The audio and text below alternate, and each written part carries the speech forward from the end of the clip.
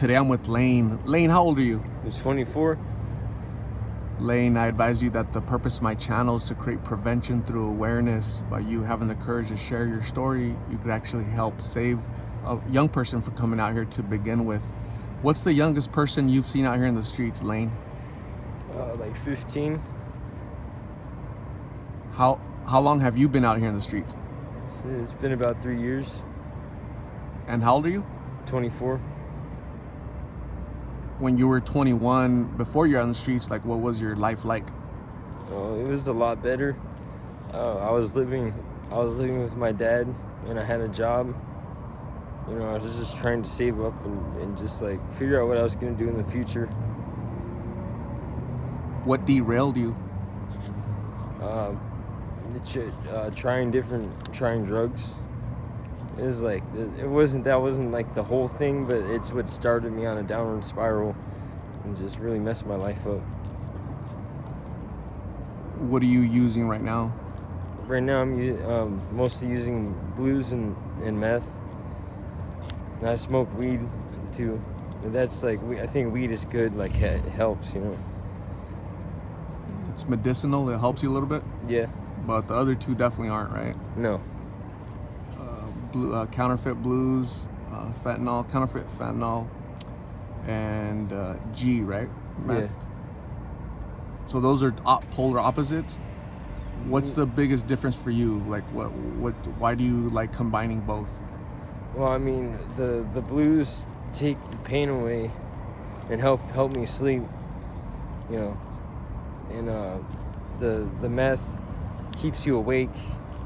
And also it numbs pain in a way too, and like if you're feeling like before I do it, I feel really weak and tired, like I can't do anything, and then after I do it, I feel like I have a lot of energy and I can, like, you know, like I can keep walking for a long time, stuff like that. You mentioned numbing pain. What pain are you trying to numb, Lane?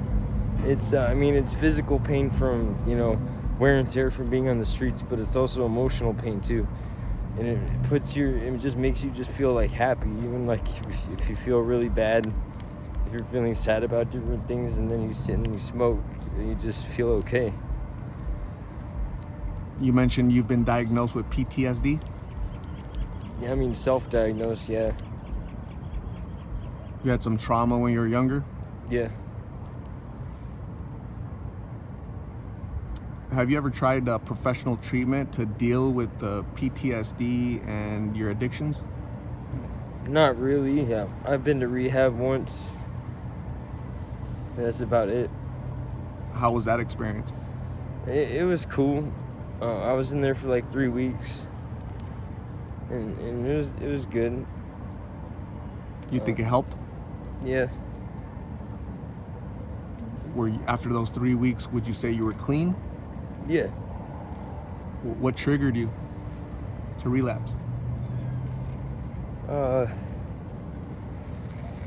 Just a combination of still having emotional pain that wasn't dealt with, and just like kind of being on the streets and not having really anything else to do, and it was easy to get. Does your family, do your parents, siblings, do they know where you're at? Yeah. How do they feel about it? I don't think they're very happy about it. I don't think they want me to be out here like this. Do you think you have their support? At least a little bit. What high school did you go to? It's Skyline in Dallas. How long have you been here in Phoenix? It's like 3 years.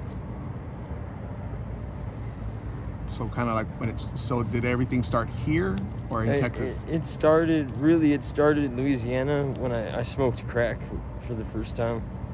And that's what kind of sent me on like a downward spiral. And then I ended up out here. And right after I got out of rehab is when I came out here. And my mom was doing blues. And one night I didn't have any weed to smoke or anything. So like I asked her to hit the blue. And like she didn't want me to, you know. My mom didn't want me to do that. But she couldn't say no.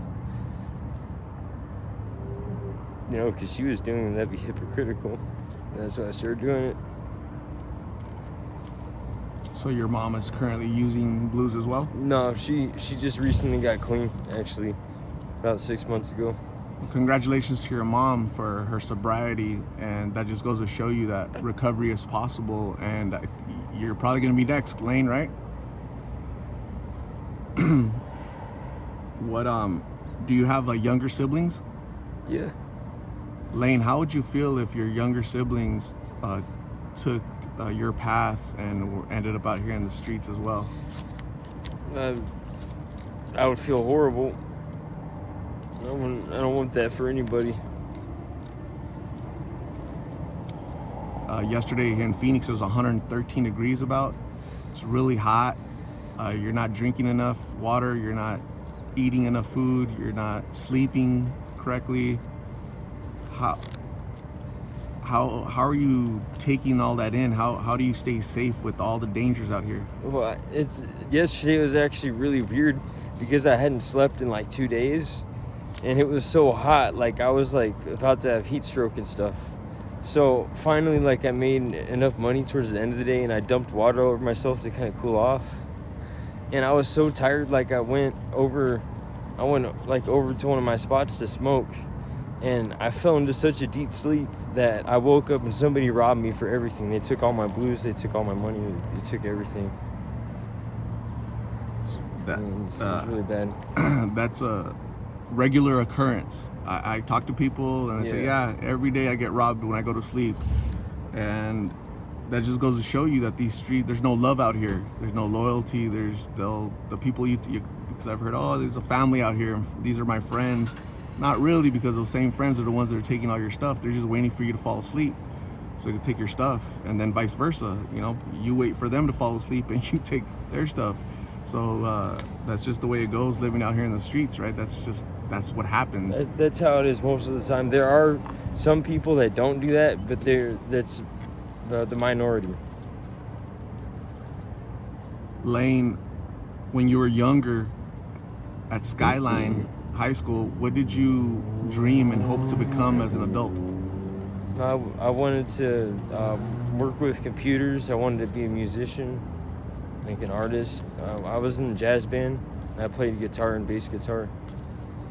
And that's mostly what I want to do in the future, is be a musician.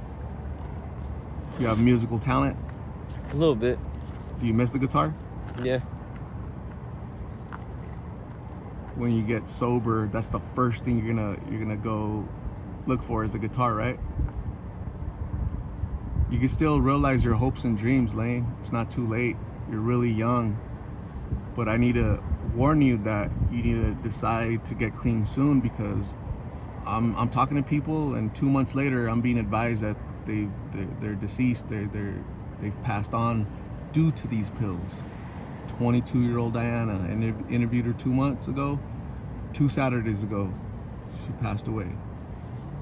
22-year-old Gabby, I went to her funeral in May. You're 24. Give yourself an opportunity to return back to your family and return to the love you have for music. Okay? It's not too late. You're not looking good right now, but there's hope, there's redemption, there's always the hope for a better day, okay? So you gotta believe in yourself.